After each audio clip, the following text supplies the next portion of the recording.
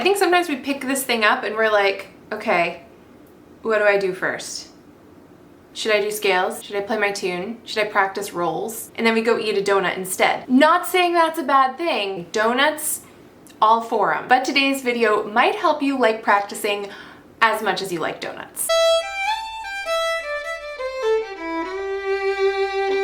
Hey fiddlers, welcome to today's Fiddle Focus video. Today we are nerding out, what else is new, about practice sessions. I'm sure you've asked yourself, I mean we all have, what is the ideal fiddle practice session? Today we're going to cover not one, not two, not three, but 4 ways to warm up. Kinda wish it were 3 or 5 because that sounds better, but there are just 4. And then we're going to look at how you can approach learning and practicing your tune to make it sound as good as it can. If you'd like to support my fiddle videos, vote on topics, and get sheet music and practice tracks that go along with them, you can do that at the link in the description. Okay, let's get down to business and talk about how to practice. So the overall principle I like to use when I'm practicing is to build my practice around the tune that I'm learning to play. This is partly because it's going to make that tune sound better, but also it helps me stay motivated during my practice session. I'm not going along like, why am I doing this? Instead I'm like, this will help me play Blackberry Blossom. Okay, on to the 4 elements of your warm-ups. Your warm-ups should be extracted from the tune that you're playing. So for example, the tune that we're using today is Bonaparte Crossing the Rocky Mountains. It's in the key of A Dorian. So my warm-ups are going to mostly be in A Dorian. The A Dorian scale goes like this.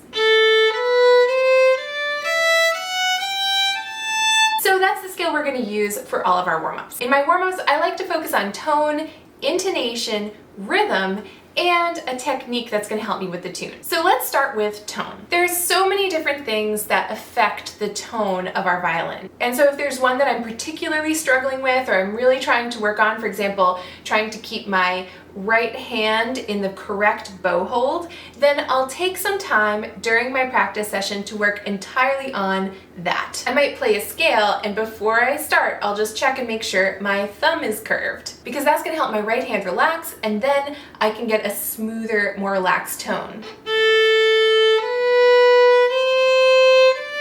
I might check in here with my thumb again. If you'd like other ideas of ways to work on your tone, you can see my video about how to master a smooth and relaxed tone on the fiddle. Okay, the second thing we're going to focus on is intonation. This is another super important fundamental. I have 2 main ways that I practice my intonation. The first is playing a scale along with the bass note of that scale. I have my handy dandy metronome here, and since we're in the key of A Dorian, that's the tone we're going to use, an A. So I play along with that tone, trying to make sure that all of my notes sort of mesh well with that bass note.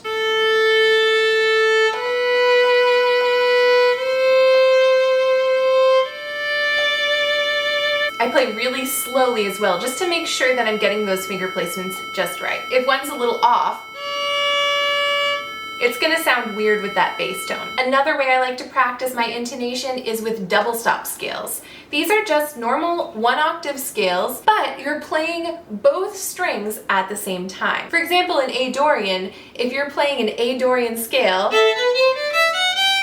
you're going to play the A and the E strings the entire time. So when you're playing those notes on the A string, you're droning on the open E above it.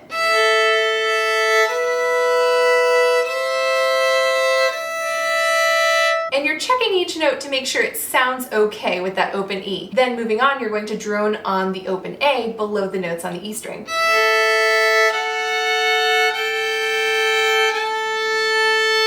All right, now rhythm. This is another place where the metronome comes in handy. At some point in our lives, we all have to come to terms with our metronomes. And it may as well be now. So the tune I'm focusing on today, Bonaparte Crossing the Rocky Mountains, is a hornpipe. And one of the things I like to do in my rhythm practice is to set the metronome and then practice the rhythm that that tune uses. Hornpipes have kind of a swung rhythm, so I might take a scale or a certain pattern and practice that swung rhythm along with my metronome. You can also just play a normal scale with 1 note per beat, just to really practice settling into the beat of the tune.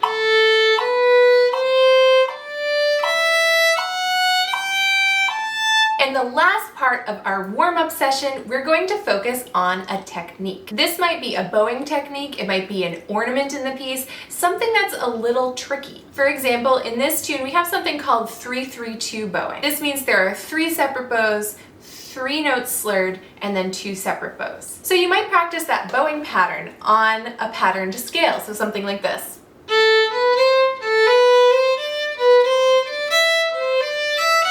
This part of the warm-up is about developing the muscle memory you need for some particular techniques in the tune. You might also want to practice ornaments, things like rolls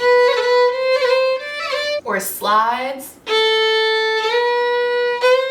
that kind of thing. Okay, now is the moment we've all been waiting for, where we have actually arrived at the tune we're gonna play. And we're gonna come at this 3 different ways. The first way is we're going to take the sections that are particularly challenging and we're just gonna loop them. For example, if you're playing the variation I wrote for Bonaparte Crossing the Rocky Mountains, there's a part that goes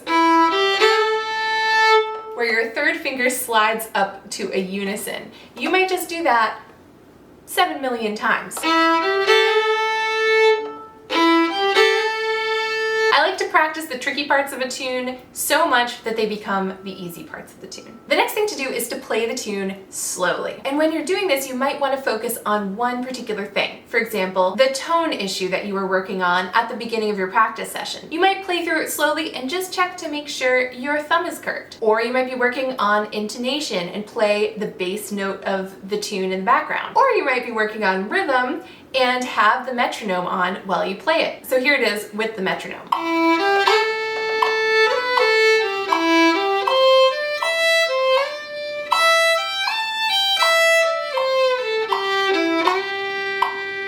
Last but not least, we are going to play the tune up to speed. This is the point where you kind of try to let go of all of those different elements you've been practicing. You're not going to be thinking super hard about your tone, your intonation, your rhythm, the technique. Now is the time to just play, enjoy it, and just express yourself. And see if some of those elements that you focused on kind of start to seep into your playing when you're not thinking about them. Spoiler alert, they will. If you practice in a focused way on these various techniques, then when you let go of them and just enjoy playing, things are going to fall into place over time. That's what's happened for me anyway. All right, guys, I hope this helps you to have more effective fiddle practice sessions. If you'd like to support these videos, please feel free to do that at the link in the description. You can also find sheet music and practice tracks for the tune featured in today's video and a whole bunch of other tunes as well. Plus, you get to vote on videos like this, so you can tell me what you want to hear about. I hope you all have a wonderful day. Happy fiddling, and I'll see you soon.